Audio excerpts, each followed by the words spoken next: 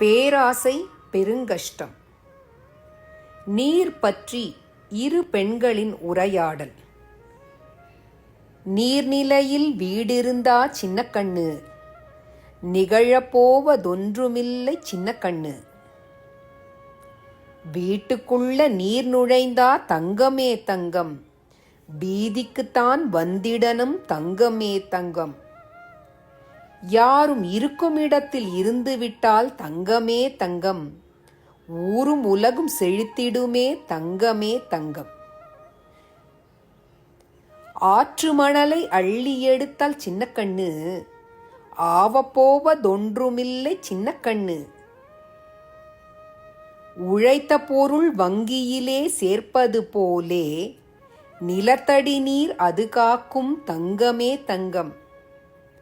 கரையை கரைஞ்சு போச்சுதுன்னா தங்கமே தங்கம், தரையில் வரும் தண்ணியெல்லாம் தங்கமே தங்கம்.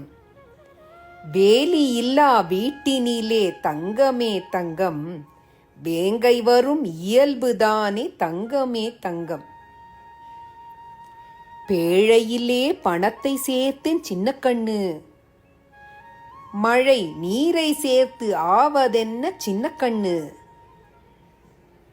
மாசில்லா நீரதுவே தங்கமே தங்கம், காசி கங்கைக்கு நிகரானது தங்கமே தங்கம். ஓசியிலே கிடைப்பதாலே தங்கமே தங்கம், ஒசத்தியில்லேன்னு நினைத்திடாதே தங்கமே தங்கம்.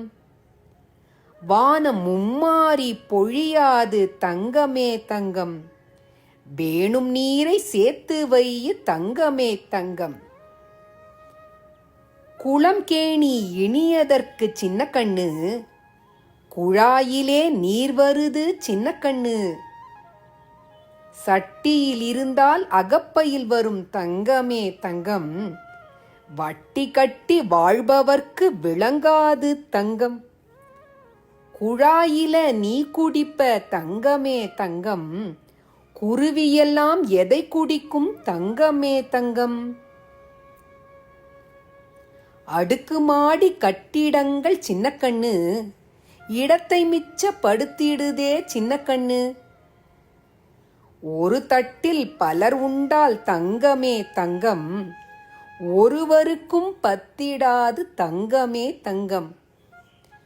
உறிஞ்சி எடுத்தா பூதனையும் விழுந்திடுவா தங்கம், புரிஞ்சு நடந்தா புழைச்சுக்குவ தங்கமே தங்கம்.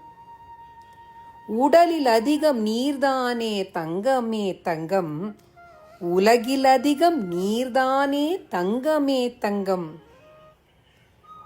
உணவாலே வயிறு நிறைத்தால் உடல் கெடும், நீரின் இடத்தை நீ எடுத்தால் நாடு கெடும். புரிந்து கொண்டு புவி பேணு தங்கமே தங்கம். நன்றி. ரம்யா விஸ்வநாதன். இந்த வீடியோ உங்களுக்கு பிடிச்சதுன்னா லைக் பண்ணுங்க, சப்ஸ்கிரைப் பண்ணுங்க.